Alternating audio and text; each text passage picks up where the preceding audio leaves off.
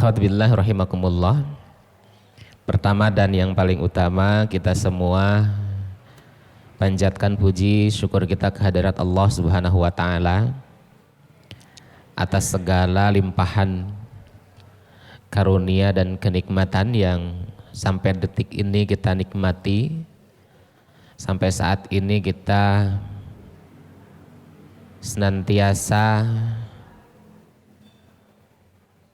untuk memaksimalkan apa yang Allah Subhanahu wa taala beri untuk menjadi jalan untuk meraih ridha dan ampunannya. Salat serta salam mudah-mudahan selalu tercurah limpahkan kepada Nabi kita Nabi Muhammad sallallahu alaihi wasallam. Nabiyul ummiyin, nabi yang ummi tapi dengan umminya Allah anugerahkan kecerdasan. Nabi dengan umminya Allah Subhanahu wa taala bimbing dengan wahyu dan penuh keteladanan.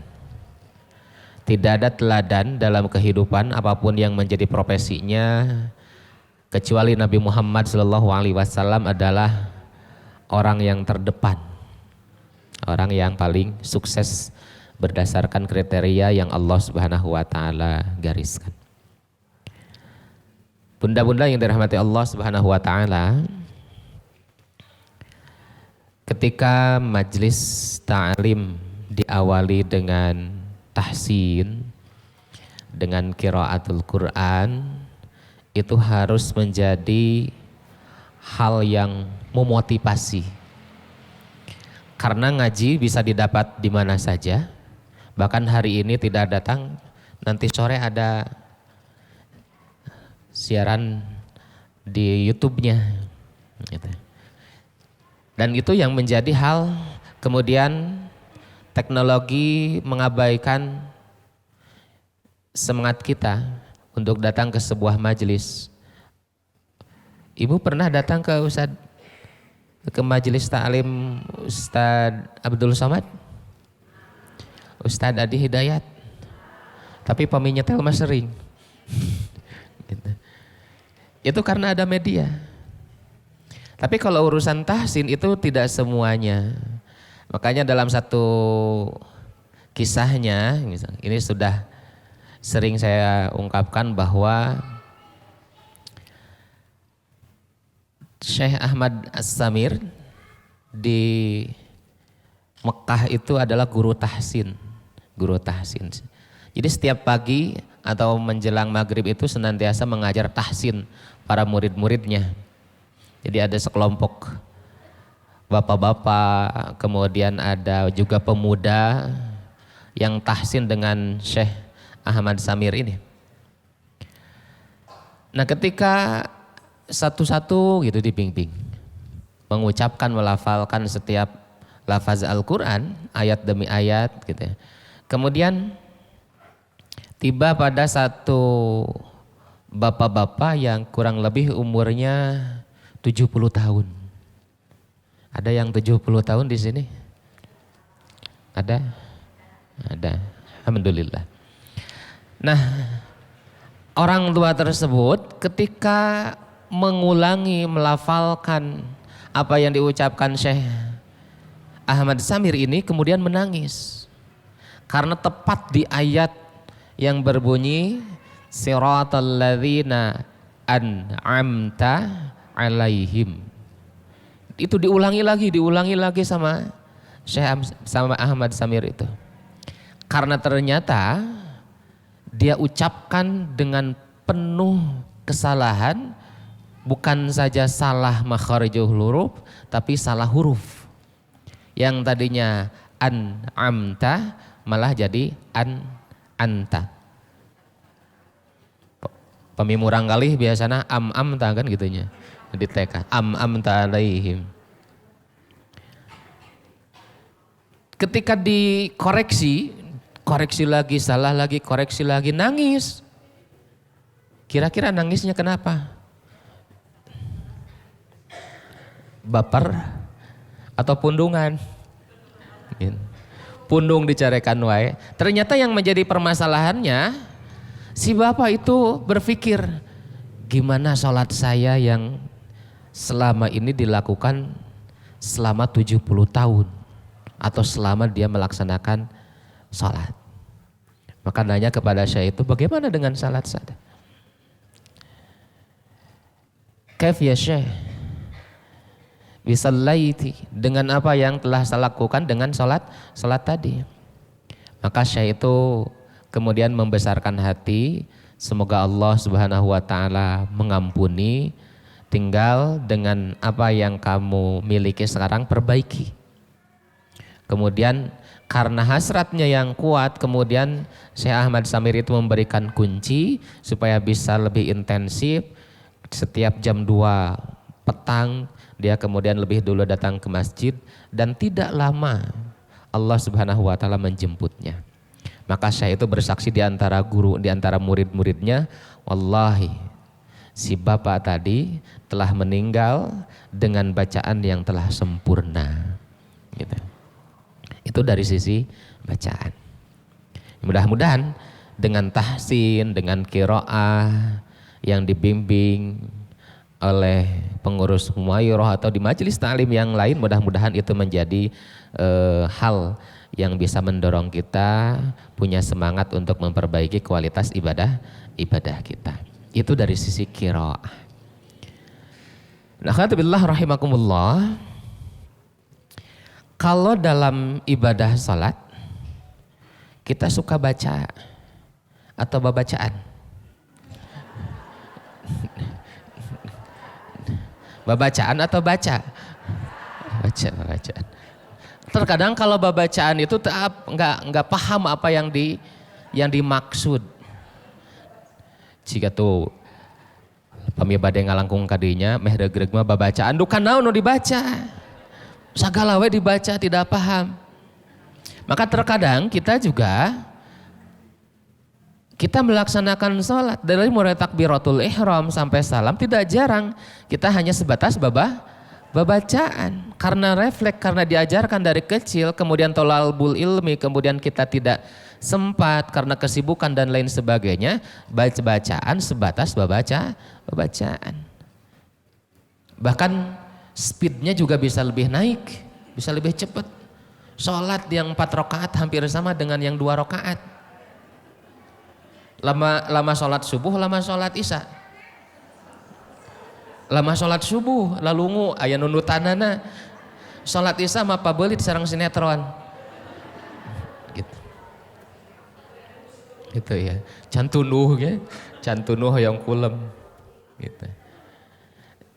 Jadi terkadang ketika saya memiliki santri, anak harus diulang ketika sholat subuh atau sholat sunnah, ternyata cepat. Kemudian saya suruh berdiri lagi, sekarang ucapkan dengan keras atau terdengar jahar. Secepat-cepatnya. Dari mulai Al-Fatihah, Allahu Akbar. Jangan pakai yang sunnahnya, jangan iftitah. Bismillahirrahmanirrahim. Alhamdulillahirabbil alamin arrahmanir rahim maliki yaumiddin iyyaka na'budu wa iyyaka nasta'in ihdinas siratal mustaqim siratal ladzina an'amta 'alaihim ghairil maghdubi 'alaihim waladdallin. Jangan pakai surat. Langsung Allahu Akbar, subhana rabbiyal azim, subhana rabbiyal azim, subhana rabbiyal azim. 2 rakaat itu 1 menit lebih. Tapi tadi yang tanpa ada pengawasan itu enggak 1 menit aja. Gitu. Enggak semenit aja. Artinya kita selama ini dalam melaksanakan ibadah baca, tapi sigana mah babacaan gitu, sigana mah babacaan. Maka jangan khawatir bunda-bunda ketika kajian temanya tidak menarik. Temanya enggak kekinian, temanya enggak rame. Karena hakikat Islam itu adalah tawaf. Hakikat agama Islam itu adalah tawaf. Muter terus. Kenapa sih bisa 7 keliling? Padahal kan bisa 1 keliling yang terus apal di dia Hajar Aswad, di dia naon. Tapi kenapa harus 7 keliling? Kehidupan itu tawaf. Sama hanya dengan sholat. Sholat itu sebagaimana tawaf, terus ritmenya oleh Allah Subhanahu wa taala diulang-ulang. Maka setiap kajian yang berulang semestinya itu menjadi hal yang menguatkan ruh kita. Yang menguatkan ruh kita. Saya sering ngobrol dengan beberapa ustadz, kiai. Kenapa sih kalau seseorang menginginkan sesuatu suka dikasih amalan? Biasanya kalau amalan zaman dulu kan puasa mutih, terus apa pokoknya mutih segala rupa gitunya, cai ciherang pokoknya segala sesuatu yang sifatnya membatasi. Dengan puasa, dengan makan makanan yang membatasi, hanya nasi putih saja, air juga air putih saja. Bahkan puasa yang tadinya dilarang oleh Allah Subhanahu wa taala dan Rasulullah Shallallahu alaihi wasallam untuk tiap hari, untuk adanya hajat tertentu tidak jarang orang untuk saum wisol, sambung, tidak diputus. Kira-kira maksudnya apa? Kira-kira maksudnya apa? Apakah puasa itu yang kemudian menolong? Apakah puasa mutih itu yang kemudian menolong? Ternyata bukan itu maksudnya. Ketika seseorang kenapa harus mutih, kenapa harus puasa, kenapa harus ini dan itu, ternyata itu artinya riyadhah, latihan. Puasa mutih, makan yang putih-putih, minum juga yang bening, yang herang. Ternyata maknanya, spiritnya adalah manusia harus bisa menahan. Kalau kita puasa membatasi makan, kalau makan membatasi nafsu keinginan dengan ini dan itu, minum juga sama. Sebetulnya para ulama kemudian mendidik orang yang datang kepadanya menginginkan sesuatu, pada hakikatnya dia harus bisa mengendalikan diri. Harus bisa mengendalikan diri. Mana yang harus dikendalikan? Ruhnya atau jasadnya? Yang benar yang mana? Ruh yang harus mengendalikan jasad atau jasad yang mengendalikan ruh? Ruh yang mengendalikan jasad. Tapi kenapa sekarang hari ini jasad kita yang mengendalikan ruh? Kalau makan adalah untuk menghilangkan lapar. Itu kata ruh, supaya bisa bertenaga untuk menemui panggilan Allah Subhanahu wa taala. Tapi kalau ibu, kalau kita semua ketika makan ingin ikan asam manis, apalagi bakso, segala macam. Eta ku tahu gajiga nama macam-macam olahan tahu, tahu bacem, opor tahu, segala macam. Itu keinginan manusia, ketika ruhnya dikendalikan, maka dia akan mencari makanan pemuas nafsunya. Minuman juga sama.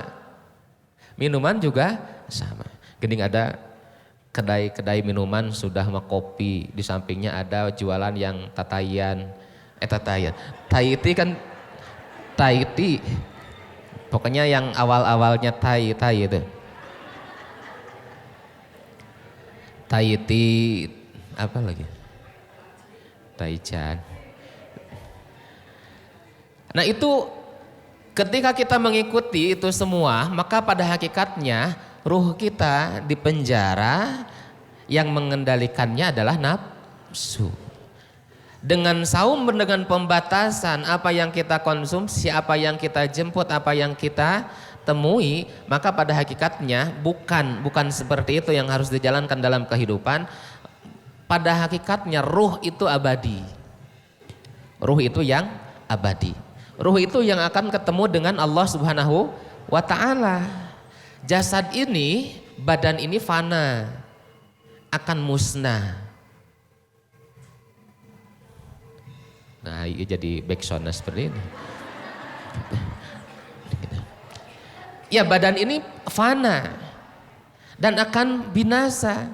Maka kata Allah Subhanahu wa taala, yang fana ini jangan sampai mengendalikan yang abadi, yang akan mempertanggungjawabkan kepada Allah Subhanahu wa taala. Maka ibadah-ibadah yang sebagaimana tawaf terus berulang, pada hakikatnya itu adalah pengendali hawa nafsu kita. Hanya jangan sampai yang kita terus-menerus melakukannya hilang apa yang harus menjadi nilai-nilai yang menguatkan hubungan kita dengan Allah Subhanahu wa taala. Maka dalam tematik setelah kita membahas aspek fikih, bagaimana gerakan, bagaimana bacaan, hari ini kita maju dalam pembahasan bagaimana mengilmui atau memasukkan aspek ilmu supaya kita tidak babacaan tapi berkomunikasi. Kita paham, Allah paham, maka keinginan itu tersampaikan dan Allah Subhanahu wa taala mengabulkan. Mudah-mudahan ibadah kita seperti itu. Nah, alhamdulillah rahimakumullah, kalau ibadah kita kepada Allah Subhanahu wa taala yang diinginkan itu adalah kebahagiaan akhirat yang kemudian Allah Subhanahu wa taala cerminkan dalam kehidupan dunia. Jadi kalau dunia itu tidak tercermin berarti belum, bukan tidak. Karena yang kita inginkan adalah kebahagiaan akhirat. Apa yang setelah kita perjuangkan dengan kebahagiaan yang mahal itu? Dulu Bun, ketika saya menginginkan kuliah, jadi saya itu anak pertama di antara keluarga yang kuliah, karena kakak saya itu tidak kuliah. Dan ketika kuliah, ketika lihat ada kakak kelas yang ke Madinah, ada kakak kelas yang ke Maroko di Afrika ya, bukan Maroko di Cililin. Itu saya menginginkan juga mendapatkan kesempatan yang sama. Ketika saya tanya-tanya, kira-kira apa yang harus dipersiapkan? Oh, ternyata yang harus dipersiapkan minimalnya 3 juz. Kemudian harus bisa berbahasa Arab. Minimal pokok nama senatong belet lah gitu.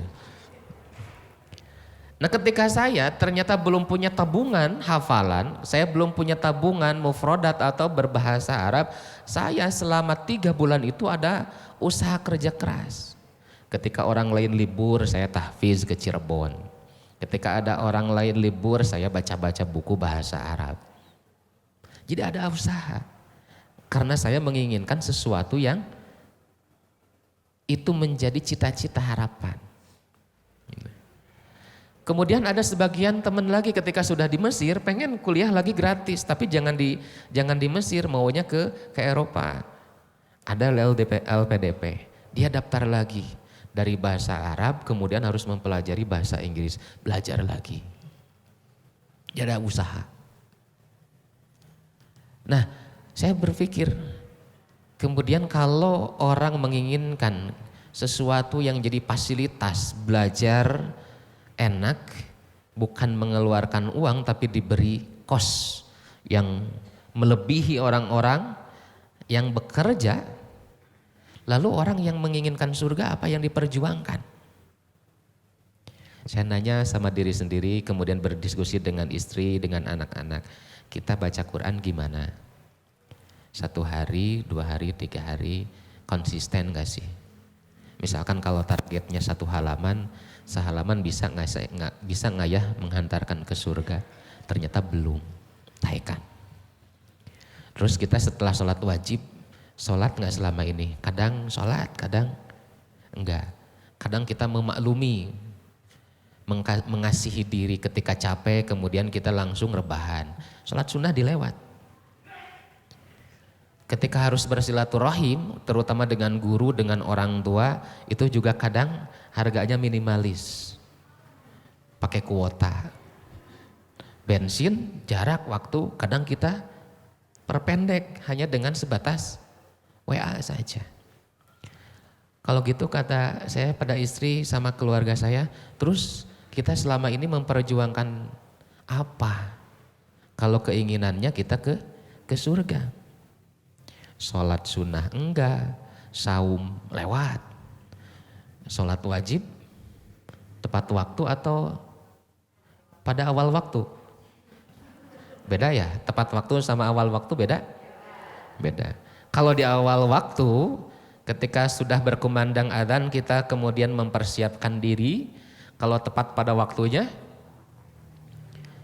ya masih di waktunya. Sholat isya jam setengah 11, sholat subuh setengah 6, sholat duhur jam 2, sholat asar setengah genap gitu. Gitu. Itu pada waktunya. Hanya tidak di awal. Memang pada waktunya. Hanya tidak memprioritaskan. Lalu bertanya pada diri kita semua, lalu kita berjuang tentang surga yang mana? Kalau ibadah-ibadah itu kita tidak prioritaskan. Kalau beasiswa belajar, beasiswa kemudian ingin mendapatkan LPDP, ingin diterima kerja dan lain sebagainya, sedemikian strategi kita maksimalkan, lalu dengan surga Allah Subhanahu wa taala apa yang kita upayakan? Ternyata kita cukup dengan surga minimalis. Minimalis ke surga kenes, nah gitu. Padahal kalau beasiswa itu kan begoiri hisab ya. Surga itu begoiri hisab, lebih enak daripada beasiswa anak-anak kita semua.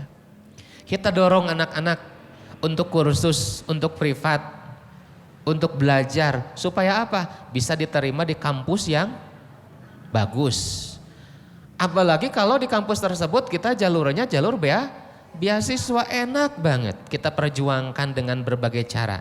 Lalu kalau ingin ke surga kita perjuangkan anak kita dengan cara apa? Dengan cara apa?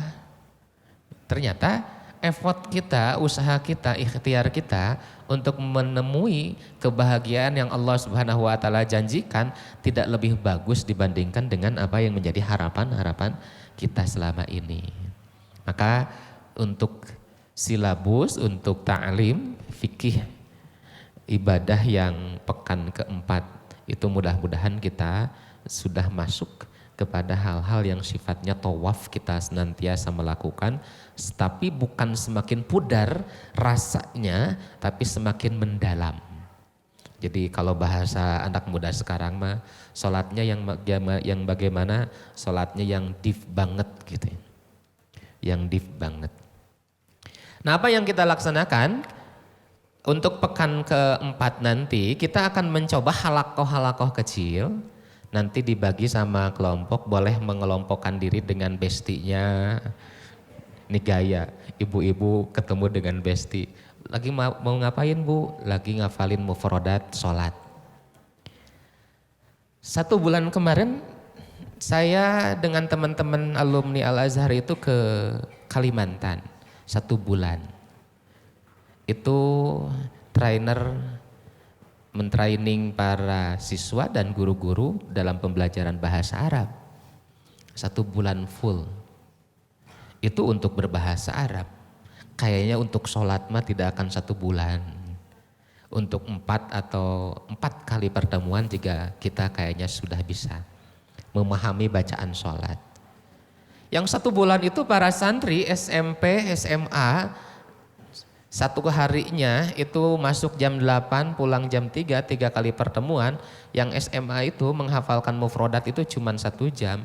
Ada yang 1 orang sampai 6.000 kata. 6.000 kata. Ada yang murid SMP selama di sana 2.500 kata. Yang paling sedikit itu 300 kata. Berarti ibu-ibu juga bisa 300 kata. Sehari, seminggu 10. Tapi ternyata bahasa Arab yang dilakukan atau yang dibaca setiap kali sholat itu tidak sampai 100. Kalau saya rangkum kemudian yang sama-sama yang mirip-mirip itu kemudian dihilangkan, itu kira-kira itu kata dalam sholat itu jumlahnya ada 70.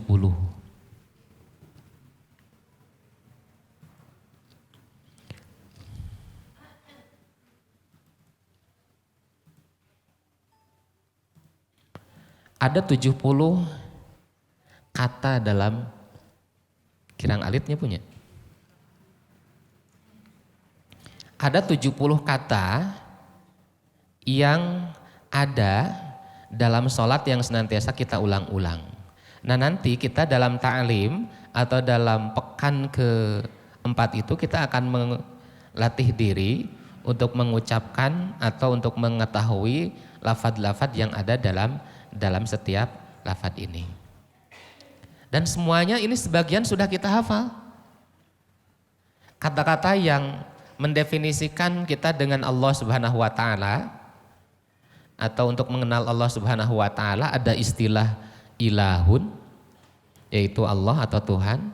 Kemudian Allahu, Allah, Allahumma, ya Allah, Rabbi, Akbar, A'la. Sudah hafal semuanya Bu itu? Sudah. Ilahun Allah, Allahu, Allah, Allahumma, ya Allah, Rabbi, Allah. Tos 5 tah. Catat Bu 5. Sekarang beberapa hal yang sifatnya adalah terkait dengan sifat-sifat Allah Subhanahu wa taala. Al-A'la dalam kalimat Subhana Rabbiyal A'la. Subhana Rabbiyal Azim, Allah Maha Agung. Hamidun dari hamdun, Allah Maha terpuji. Majidun, Allah Subhanahu wa taala Maha mulia. 10. Kemudian ada kalimat-kalimat yang sifatnya pujian kepada Allah Subhanahu wa taala. At-tahiyyat, seluruh penghormatan. At-tayyibat, yang toyib-toyib, yang baik-baik, jadi seluruh kebaikan. Subhanaka, maha suci. Kemudian alhamdu, sama serumpun dengan hamidah, sami'allahu liman hamidah. Kemudian hamidun wa bihamdika, artinya hampir mirip-mirip dan sesuai dengan kalimatnya adalah secara dasar dimaknai segala puji atau pujian. Kemudian lafadz yang sama ada dalam bentuk mubarakat, ada barokta atau ada wabarik. Sama artinya adalah keberkahan.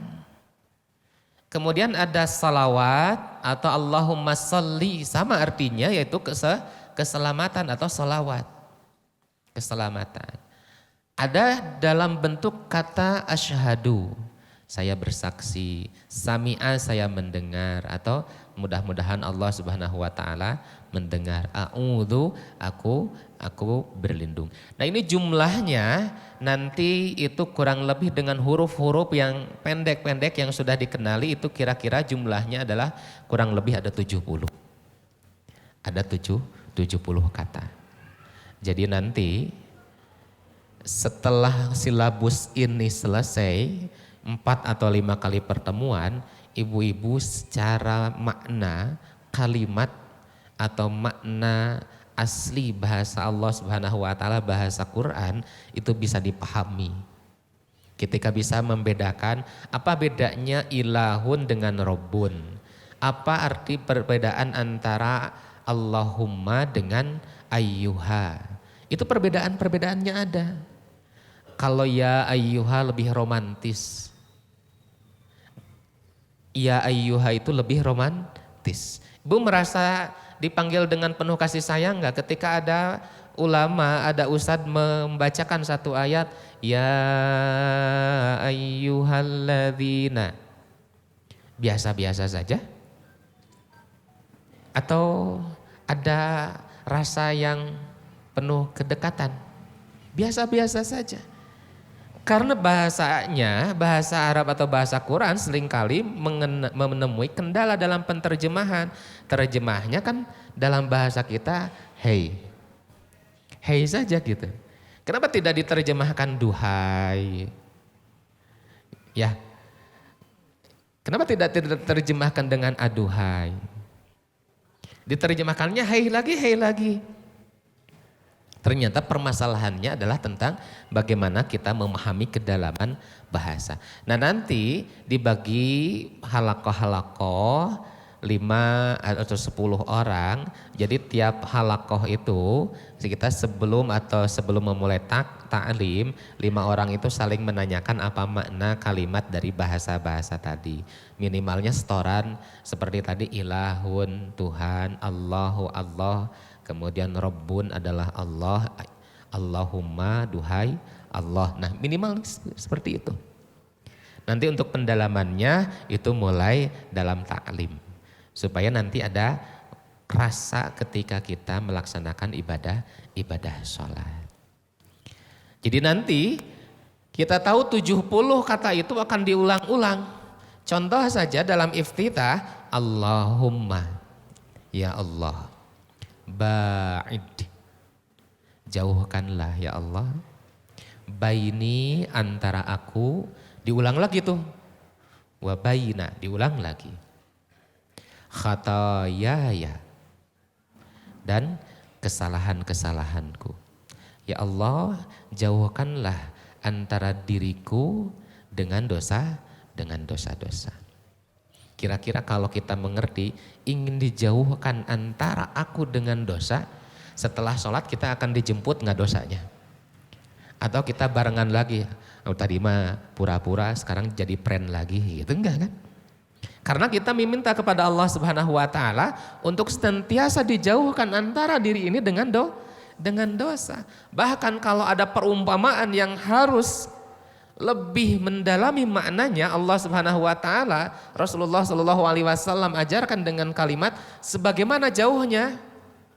Maka jaraknya kata Rasul, kata hadis dalam doanya itu kama ba'adta, sebagaimana engkau jauhkan ya Allah bainal masyriqi wal maghribi, sebagaimana jauhnya antara timur dan barat, yang nggak pernah ketemu. Itu karena kita mengetahui makna per kalimat, makna frasenya, maka sholatnya akan terburu-buru tidak? Enggak, karena memang kita tahu apa yang sedang kita minta kepada Allah Subhanahu wa taala. Bukankah makna dasar dari as-salatu hiya ad-du'a? Salat secara makna bahasa adalah doa. Terus kita kalau tidak paham sebetulnya sedang meminta apa kepada Allah Subhanahu wa taala? Ya Allah, ima babacaan gitu. Karena sebetulnya kita sedang kebingungan. Jadi kalau kita ada keinginan kira-kira tahajud atau sholat wajib, sujud lama, itu lebih fokus kepada makna sujud yang kita inginkan atau lebih fokus kepada makna sholat yang senantiasa kita baca? Kadang sholatnya lupa, yang kita fokuskan nunggu sujud terakhir. Kayak yang buru-buru sujud terakhir, mudah-mudahan khusyuk. Padahal ternyata yang kita minta itu di sujud terakhir itu ada dalam rangkaian sholat. Kita ingin dilancarkan rezeki, kita ingin dicukupi dalam urusan kebutuhan. Kita sholat khusyuk banget. Kalau Allah boleh untuk menyindir, Allah pasti bilang, terus tadi yang kamu baca antara dua sujud di dalam duduk itu yang dibaca apa? Allahumma gfirli, ya Allah limpahkanlah ampunan kepadaku, warhamni ya Allah, curahkanlah kasih sayangmu kepadaku ya Allah, wazburni, dan cukupilah kebutuhanku ya Allah, kemudian warfa'ni, dan tinggikanlah kehormatanku ya Allah, warzukni, dan karuniakanlah rizki kepadaku ya Allah. Itu sudah baca dalam penuh pemahaman, kira-kira dia akan khusyuk ketika dalam kondisi duduk atau ketika nanti sujud? Sujud, karena dia tidak mendalami, tidak memaknai apa yang senantiasa dia ulang-ulang. Ganti bahasanya ya Allah, tos lami abi teh nuang seblak ya Allah. Hayang rizki nate ternyata hayang rizki sebelah. Kata Allah teh, aku kasih rizki yang mahal, engkau membatasi rizki-rizki yang Murah. Kenapa? Karena tidak paham dengan apa yang dibaca ketika sholat. Maka sebetulnya kalau kita tanya kepada diri kita semua, sebetulnya belajar bahasa Arab itu mudah atau susah? Susah. Gening orang Arab, eta 5 tahun nih was-was. Orang Inggris nyarios Inggris, ini capetang. Kira-kira kunaon? Data kursus eta teh. Gening ibu ngomong Sunda bisa. Kamari tatanggi abi orang Brebes. Urang nate terus lapi di Sundana tapi tekatawis Jawa nanya gitu. Emang hari ngobrolnya mas Sunda tapi bahasa Jawa aksennya masih ada. Ternyata bukan terkait susah atau mudahnya, tapi bagaimana kita memakainya.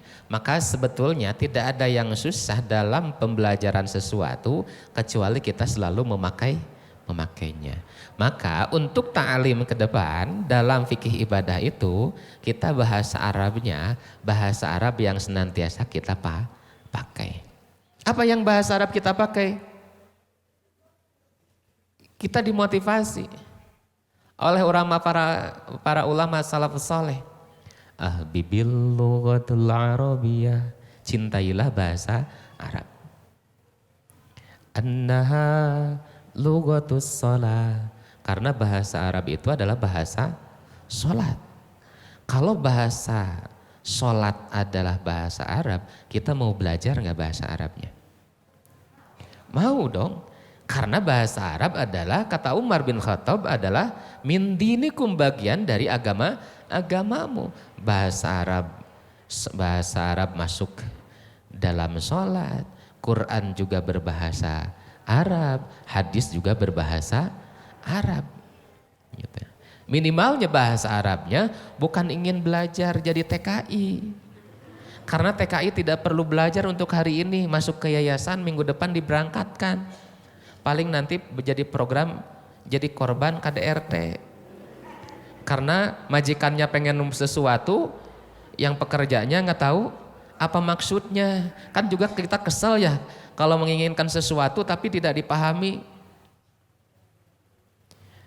Nah, kita bukan untuk bahasa Arab percakapan dengan manusia, tapi minimalnya bahasa Arab percakapan dengan Allah Subhanahu wa taala, yaitu dalam sholat. Annaha lughatul Quran wal hadis, karena bahasa Arab itu adalah bahasa Quran dan hadis. Annaha lughatul jannah, karena bahasa Arab itu bahasa penduduk surga. Maka bahasa Arab yang definitif yang kita senantiasa melakukan biasanya lebih mudah. Matematik mudah atau susah? Susah. Tapi itu ibu pami angsulan sok salah tara.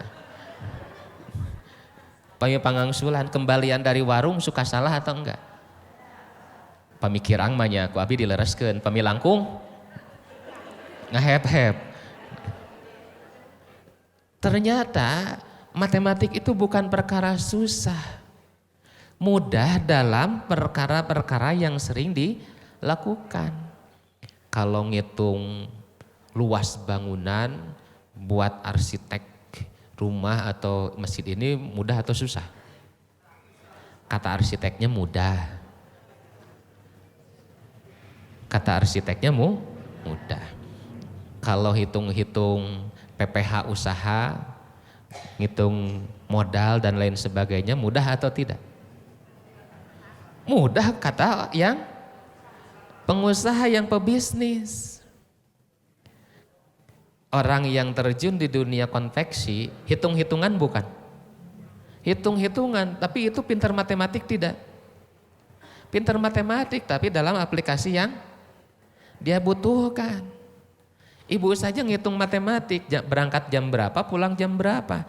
Kan dulu mah susah dalam soalnya. Jarak tempuh dari rumah ke Jakarta adalah sekian kilometer. Itu susah. Tapi sadi dinten pamitos ulak balik mah pan. Sudah tidak lagi dipakai rumus. Nah itu sehingga segala sesuatu itu mudah ketika dalam sesuatu yang kita senantiasa lakukan. Bahasa Arab itu mudah. Asal senantiasa kita lakukan.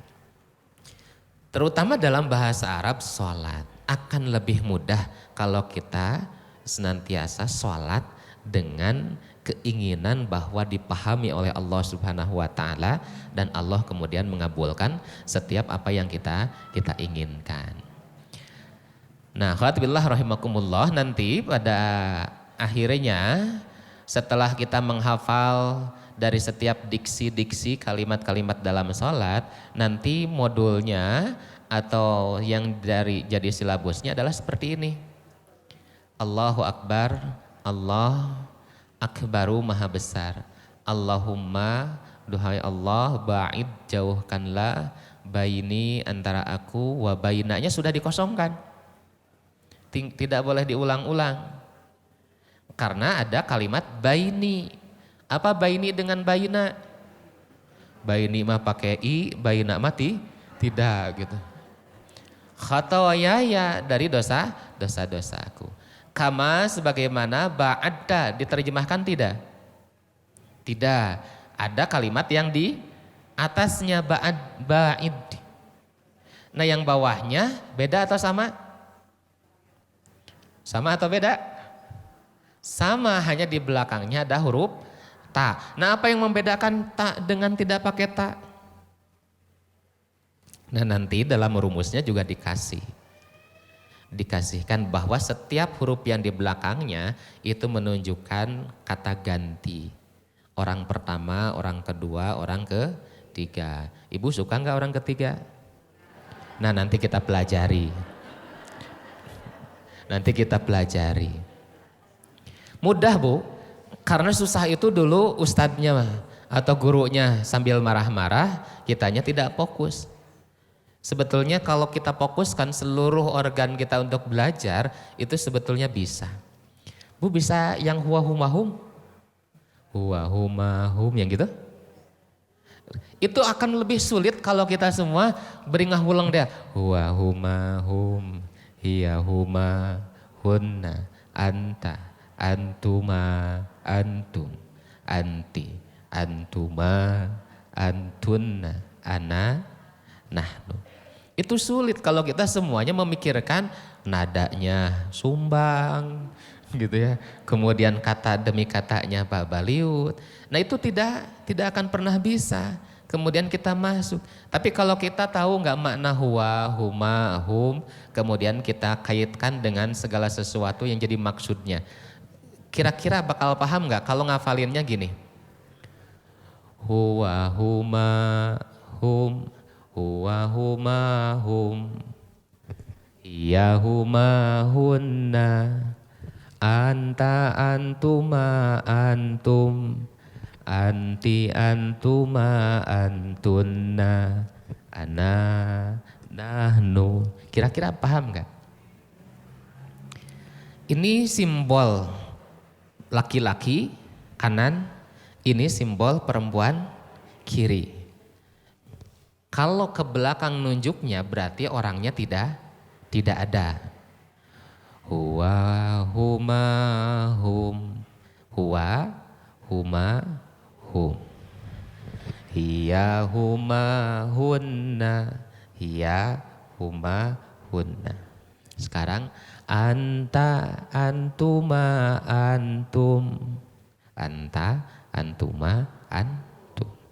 Anti antuma antunna, anti antuma antunna, ana nahnu. Paham nggak? Kalau dulu sebelum pakai tangan, sebelum pakai isyarat, apa arti dari hiya? Apa ya hiya teh? Huma, apa ya? Itu tidak ada. Tidak ada kalau dalam bahasa Arab namanya tasawur. Tidak ada tasawur yang sedang kita baca, yang kita ucapkan itu dengan apa yang jadi maksud kepala kita. Nanti dalam prakteknya kalau dalam kalimat-kalimat yang nanti bahasa dalam sholat juga sama. Ba'adta. Kira-kira ba'adta apa? Nanti akan belajar terkait dengan fi'il. Terkait dengan bahasa yang menggunakan domir-domir yang di belakangnya. Gitu ya Bu ya, nanti akan belajar, jangan sekarang. Nanti dicicil sedikit-sedikit sehingga bahasa Arab atau bahasa sholat kita berkualitas. Mudah-mudahan Allah semakin sayang karena paham yang ada dalam bayangan, yang ada dalam komunikasi dengan Allah Subhanahu wa taala bahwa si fulan ini datang kepada Allah dalam kondisi sedih, sehingga dalam pengucapkan warhamni-nya lebih dalam, lebih bermakna. Seseorang mendatangi sholatnya karena memang sedang bermasalah, karena sedang terlilit oleh satu kesalahan yang tidak bisa dihindari karena terpaksa, sehingga kalimat Allahumma gfirli-nya itu lebih dalam. Orang yang kemudian kecintaannya kepada Allah Subhanahu wa taala karena sudah beres permasalahan-permasalahan dengan kehidupan dengan dirinya, sehingga dia fokus dengan memuji Allah dan Rasulullah sallallahu alaihi wasallam. At-tahiyyatul mubarakatus salawatulillah. Bahkan ketika dalam salawatnya Allahumma sholli ala Muhammad, itu diperdalam. Karena segala sesuatu yang menjadi stressing bacaan itu akan kita nikmati. Ketika tidak bisa menikmati semuanya, minimalnya di titik-titik mana kita akan mendatangi Allah Subhanahu wa taala. Nah, akhwatibillah rahimakumullah, mudah-mudahan nanti seperti ini. Jadi untuk hari ini kita pengenalan awal dulu bahwa silabus dalam fikih nanti ini tidak ditampilkan karena ada yang melihat ini dari jauh seolah-olah itu teh naon senahara rideng gitu. Nanti di print ya, dibuatkan modul, dibuatkan buku panduan yang mudah-mudahan kita bisa membersamai ibadah kita semua, mengilmui ibadah kita semua. Karena beberapa yang menjadi motivasinya juga Allah Subhanahu wa taala sebutkan dalam Al-Qur'an, Quran surat Yusuf ayat ke-12, kata Allah, inna sesungguhnya kami serius loh gitu. Jadi kalau ada inna itu kata Allah sesungguhnya kami serius. Anzalnahu menurunkan Al-Quran itu, Quranan fungsinya adalah sebagai Quran, sebagai bacaan. Arabian yang berbahasa Arab. La'allakum ta'aqilun, agar kalian umat Islam, umat manusia ta'aqilun, agar semakin memaksimalkan potensi akalnya. Kenapa memilih bahasa Arab? Pilih kasih. Kenapa harus berbahasa Arab?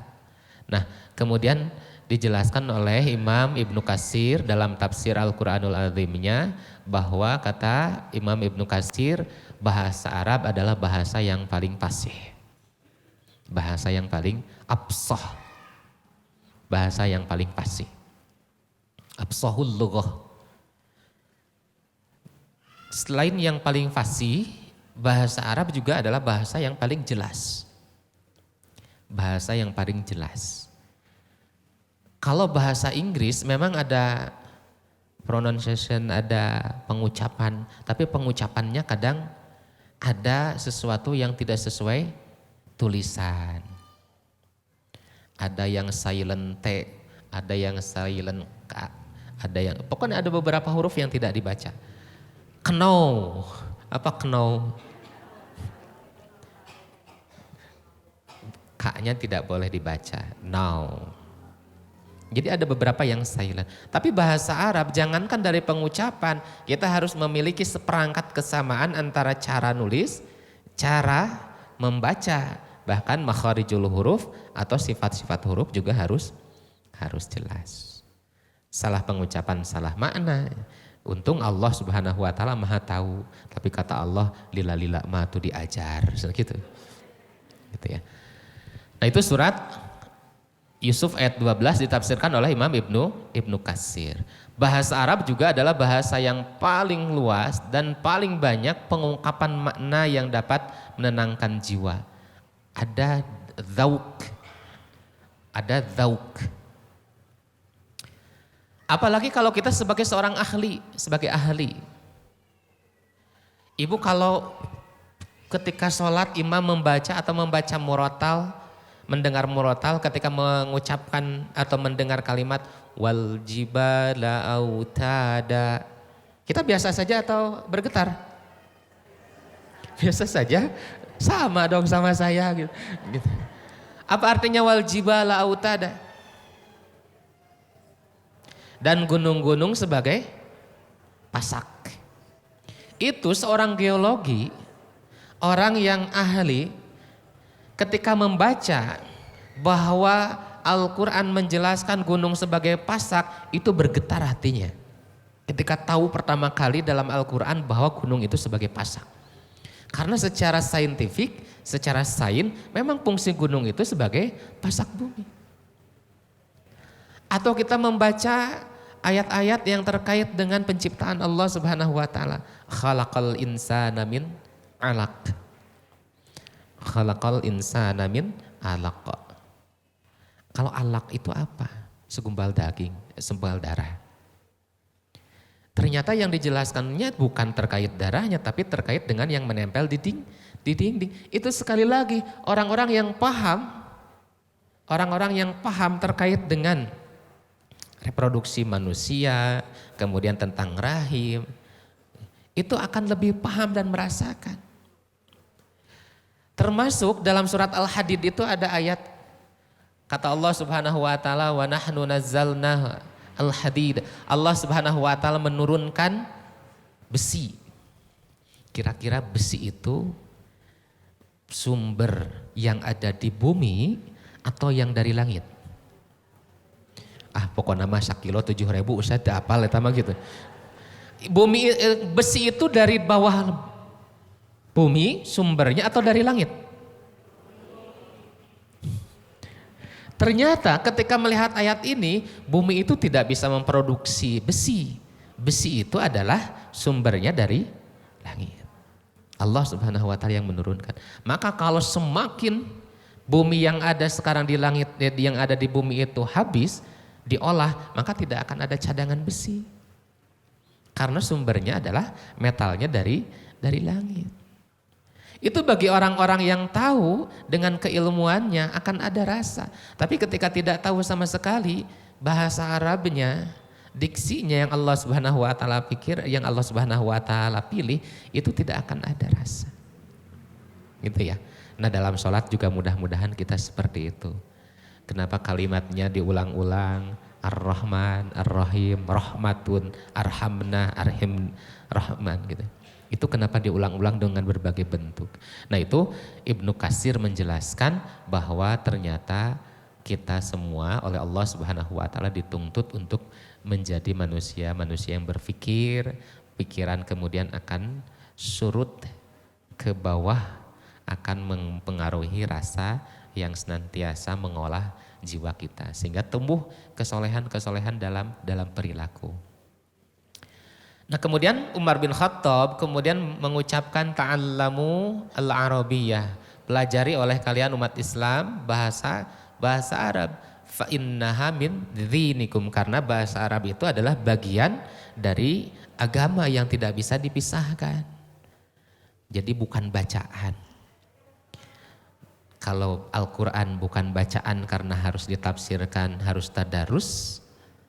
Kalau sholat, ibadah bukan harus bacaan karena harus dimaknai, harus dipahami.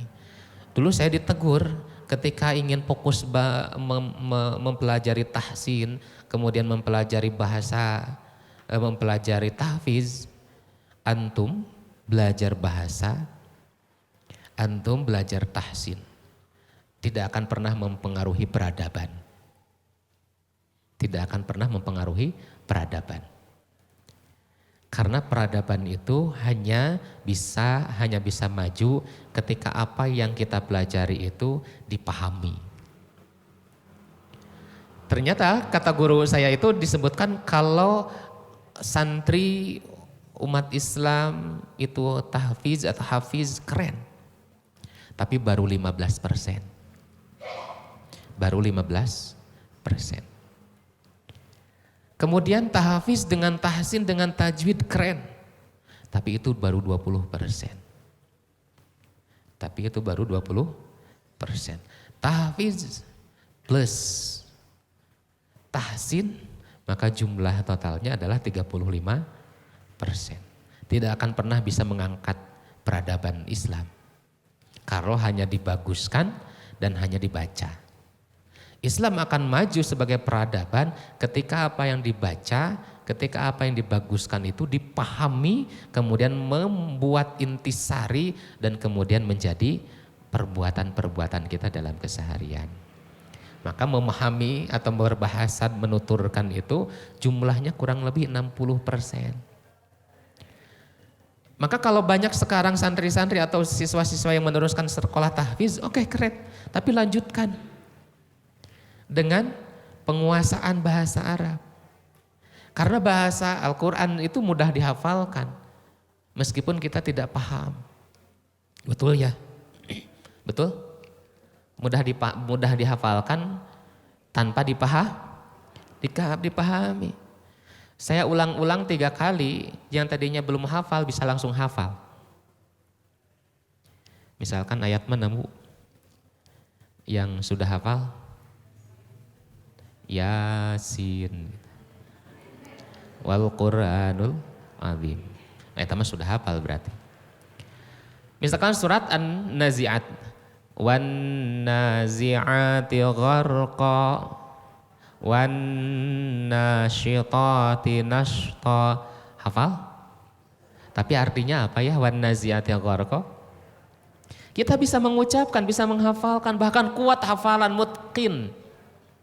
Tapi apakah setiap yang mutqin hafal? Hafal pasti, tapi apakah setiap yang hafalan mutqin itu paham? Ternyata tidak. Ternyata tidak.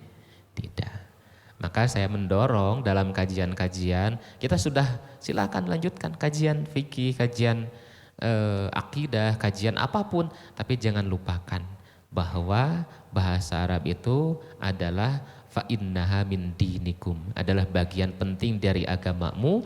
Minimalnya bahasa Arab sholat kita fasih, bahasa Arab Quran nanti bisa menerjemahkan sehingga tidak keliru ketika memahami maksud Allah Subhanahu wa taala dan maksud Rasulullah sallallahu alaihi wasallam. Bismillah Bu ya. Kita semua mudah-mudahan silabusnya nanti bisa diperbanyak, dicetak. Mudah-mudahan si bentuknya bisa jadi buku saku, jadi kemana-mana bisa dibawa. Begitu Panginten.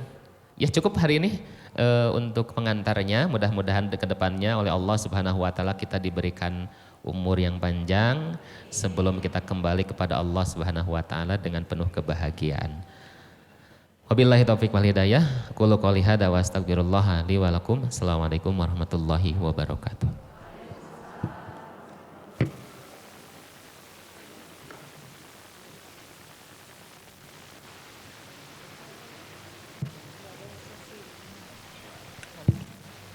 Iya, ibu-ibu sekalian, ada kesempatan untuk bertanya kepada Ustadz mengenai yang baru disampaikan. Udah ada yang nunjuk di belakang, mohon maaf Ibu.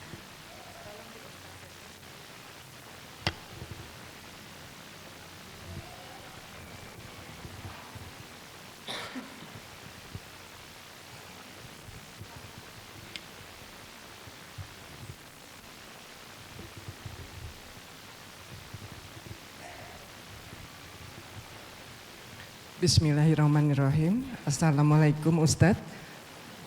Kebetulan sekali ini yang saya ingin tanyakan gitu berkaitan dengan sholat. Bismillah, saya mencoba untuk sedang mempelajari makna-makna dalam sholat, khususnya surat Al-Fatihah Ustadz. Itu kan di situ sama surat Al-Fatihah dan di antara 2 sujud, terutama untuk di antara 2 sujud itu kan di situ dimana untuk saya gitu kan, untuk permintaan saya ke Allah gitu.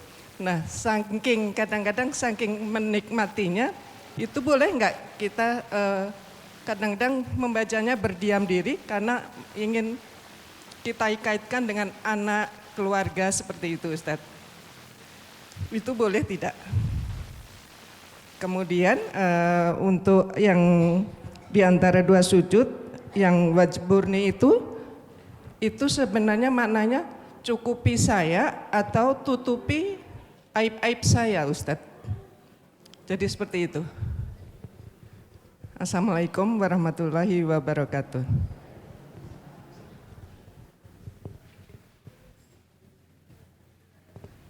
Mau dijawab dulu atau dilanjutkan pertanyaan kedua? Ya, hatur nuhun. Yang pertama sebagai kaidah fikih ya, kaidah fikih. Al-ibadatu at-tauqifi. Ibadah itu tauqifi.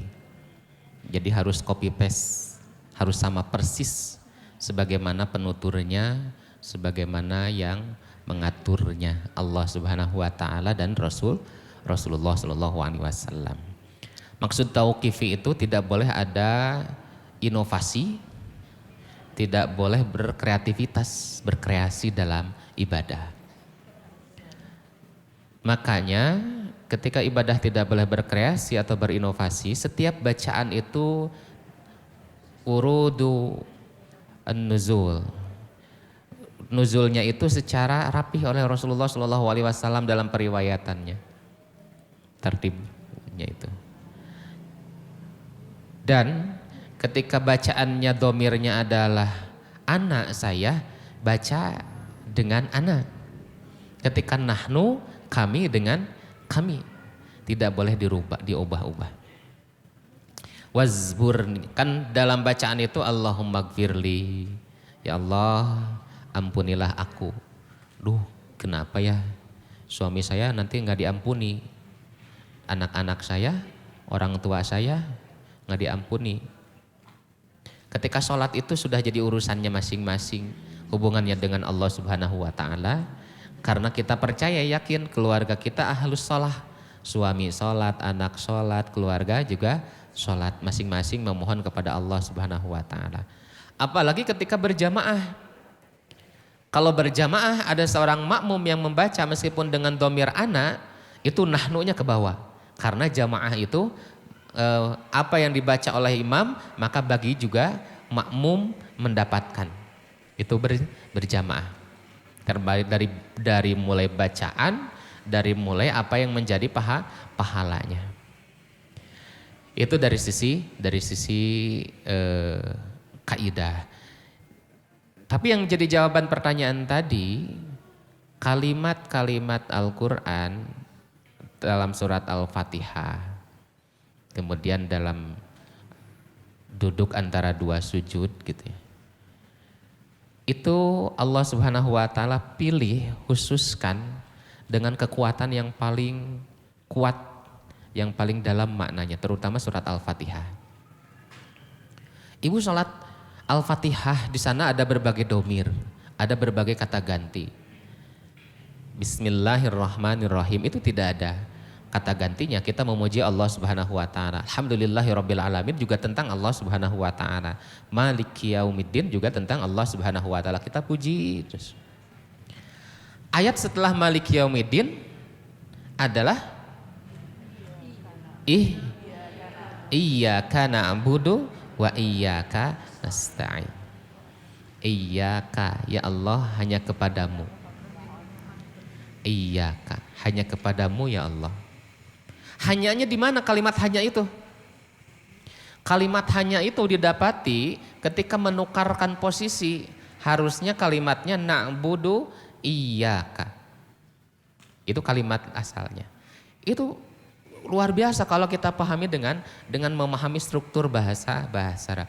Dan kemudian kalimatnya kita sholatnya munfarid, tapi boleh nggak diubah kemudian kalimatnya, kata gantinya iyyaka a'budu. Ya Allah, saya hanya kepadamu menyembah. Karena di belakang nggak ada makmum ya Allah. Karena nahnu itu untuk kami. Wa iyyaka nasta'in juga untuk kami. Sehingga dalam posisi sholat dalam Fatihah itu umat Islam itu terbawa, bukan hanya kita, bukan hanya saya, tapi orang-orang juga mendapatkan petunjuk dari Allah Subhanahu wa taala. Siratal ladzina an'amta 'alaihim ghairil maghdubi 'alaihim waladdallin, itu adalah pengecualian. Nah, terkait dengan wazburni itu cukupilah bukan tutupilah. Cukup. Allah yang mencukupi. Kalau Allah mencukupi, kita kira-kira minta lagi sama yang lain enggak? Maksudnya, kalau kita berharap hanya kepada Allah Subhanahu wa taala, pasti tidak akan kecewa. Semakin banyak ekspektasi, keinginan, harapan kepada orang lain, yang dipersiapkan itu adalah bukan siap diberi, tapi siap untuk dikecewakan. Itu maksudnya wajiburni itu. Jadi kalimat wajiburni, Allah akan mencukupi. Terkait dengan kesabaran, jangan terburu-buru, kesiapan tentang menerimanya saja yang harus kita betul-betul maksimalkan. Itu wajiburni. Nah, kemudian boleh nggak diam sejenak? Boleh. Karena Rasulullah SAW mengajarkan itu tartil. Salah satu syariat tumaninah harus tartib. Bacaan-bacaannya juga harus tartil. Bacaan surat Al-Fatihah jangan mentang-mentang banyak atau panjang nafasnya. Bismillahirrahmanirrahim. Alhamdulillah sampai An-Nas di belakang satu nafas. Padahal kata Rasulullah SAW, bacaan Al-Quran itu terutama Al-Fatihah sakta. Satu ayat. Bismillahirrahmanirrahim. Berhenti. Alhamdulillahirrabbilalamin. Berhenti. Ar-Rahmanirrahim. Berhenti lagi. Itu paling bagus membaca bacaan dalam sholat. Meskipun kita bisa improv. Bismillahirrahmanirrahim. Alhamdulillahirrabbilalamin. Ar-Rahmanirrahim. Kan biasa gitu ya. Kadang seperti itu. Tapi yang paling bagus yang Rasulullah inginkan adalah sakta. Berhenti sejenak. Termasuk dalam doa-doa yang lain juga sama. Allahumma gfirli warhamni wazburni wahdini warzukni. Itu boleh. Berhenti dulu, rasakan dulu, boleh. Itu boleh. Karena semakin betah dalam sholat gitu. Sebagaimana Rasulullah SAW bukan berarti bacaannya yang panjang, tapi penghayatannya yang semakin melamakan kita untuk tidak terburu-buru untuk menyelesaikan sholat kita. Ada dulu yang sahabat harus diamputasi, kira-kira apa sahabat itu karena banyak panjang yang dibaca atau karena dia menghayati bacaan sholat? Karena manteng menghayati bacaannya, berkomunikasi dengan Allah Subhanahu wa taala, sehingga ketika dia sholat itu langsung diamputasi, itu tidak terasa karena saking fokusnya. Kita mah lagi sholat cucunguk lewat oke kan, rawas gitu, sia naon eta gitu. Nah gitulah kira-kira. Allahu a'lam. Assalamualaikum warahmatullahi wabarakatuh. Pak Ustadz ingin bertanya, mungkin ini materinya sebelumnya Pak Ustadz, qadarullah saya nggak datang waktu itu. Untuk sholat berjamaah Pak Ustadz, dari ruku ke iktidal, kalau imam membaca sami Allahu liman hamidah, makmum teh membaca, sebagian pernah saya dengar membaca Rabbana lakal hamdu gitu. Yang benar gimana Pak Ustadz, yang tuntunan Rasulullah? Assalamualaikum warahmatullahi wabarakatuh. Iya. Pendapatnya ada dua. Yang pertama yang paling jadi pilihan utama, yang paling sahih adalah ketika makmum tasmi atau i'tidal bangkit dari ruku, sami'allahu liman hamidah. Kan makmum sudah berdiri tuh. Makmum langsung bacaan. Nah, ketika imam maksudnya. Imam sami'allahu liman hamidah berdiri. Nah, makmum yang di belakang kan belum berdiri. Jadi tidak boleh bersamaan dengan imam. Ketika sudah selesai bacaan sami Allahu liman hamidah, nah ketika berdiri itu kalau biasanya intikal berpindah tempat dari gerakan satu ke gerakan yang lain, kan yang baca itu adalah takbir. Maka ketika daripada ruku ke i'tidal itu adalah bacaannya Rabbana lakal hamdu atau Rabbana walakal hamdu atau Allahumma Rabbana walakal hamdu, itu macam-macam. Jadi ketika bangkit itu adalah bacaannya Rabbana walakal hamdu. Terus nanti bacaan apa? Kalau tidak ada bacaan yang jadi tambahannya ya sudah ikuti imam langsung, nggak ada bacaan lagi. Kalau ada referensi bacaan yang lain paling baca mil'as samawati wa mil'al ardi wa mil'a ma syi'ta min syai'im ba'du. Jadi karena Rabbana walakal hamdunya sudah selesai, tidak ada yang dibaca. Seperti itu. Ikut sujud. Ya, langsung sujud.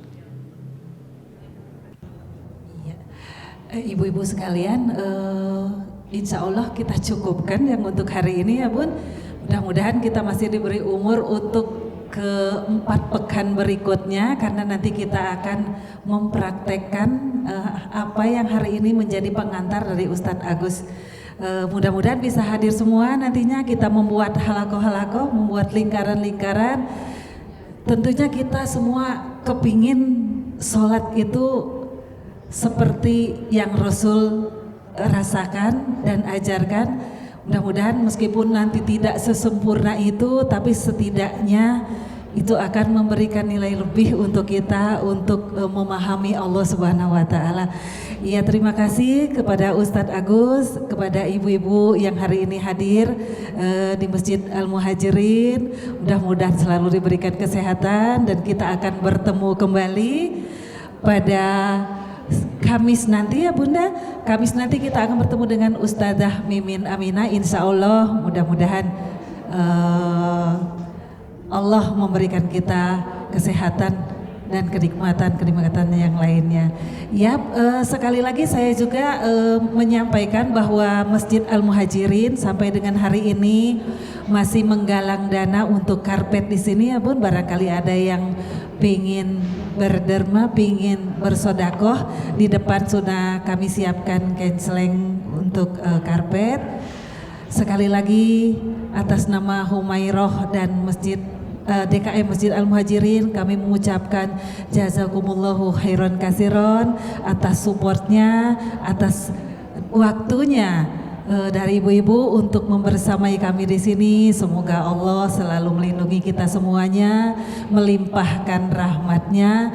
Fi amanillah untuk ibu-ibu sekalian yang saat ini akan kembali ke rumahnya masing-masing. Kita tutup dengan hamdalah, alhamdulillahirabbil alamin, subhanakallahumma wa bihamdika, asyhadu alla ilaha illa anta, astaghfiruka wa atubu ilaik. Wabillahi taufik wal hidayah. Assalamualaikum warahmatullahi wabarakatuh.